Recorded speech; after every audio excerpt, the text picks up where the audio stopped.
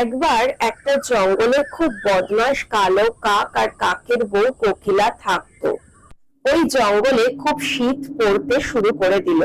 রাত হলে ঠান্ডা খুবই বাড়ছিল, তাই সবাই সবার ঘরে গরম কম্বল মুড়ি দিয়ে ঘুমাচ্ছিল।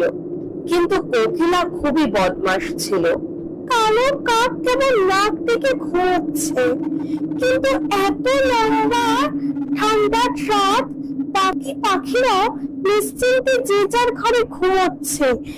এখন যদি আমি কাউকে জ্বালাতন না করি, তাহলে আমার কি করে ঘুম আসবে? যাই দেখি কাকে জ্বালানো যায়। এরপর কোকিলা উড়তে উড়তে এলো কবুতরের ঘরের সামনে। কবুতর নিজের ঘরে ঘুমোচ্ছিল। আরে, এই বদমাশ কবুতরকে এবার কিভাবে জ্বালাবো? হ্যাঁ, এক